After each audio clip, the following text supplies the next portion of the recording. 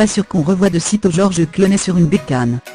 Le 10 juillet dernier, l'acteur de 57 ans roulait à scooter sur une route de Sardaigne, lorsqu'il a percuté une voiture qui est arrivée à contresens. Les images de vidéosurveillance montrent la violence de l'impact.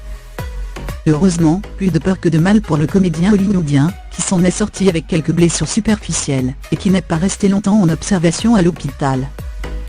À lire aussi Ma femme aurait pu laisser sa vie, Ma femme aurait pu laisser sa vie Michel Fugain, son accident de voiture, Ma femme aurait pu laisser sa vie Peter Simon, le fils du multimillionnaire, se tue dans un terrible accident Maxime, Koh Lanta Fidji, le grave accident qui aurait pu changer sa vie.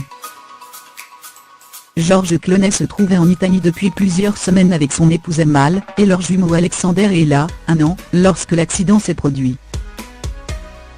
2 jours plus tard, la famille quittait la Sardaigne pour rentrer en Angleterre. Le temps de se retrouver et de souffler un peu après cette grande frayeur? Il y a fort à parier que oui. Selon People, Amal Clooney a particulièrement mal vécu l'accident de son mari, et a paniqué lorsqu'elle s'est précipitée à son chevet.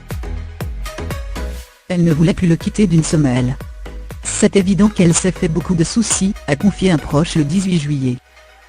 L'avocate de 40 ans n'était pas la seule à faire bloc autour de l'acteur, puisque la famille des deux côtés du couple était très inquiète et restait en contact téléphonique pour se rassurer mutuellement, se disant à quel point Georges était très chanceux.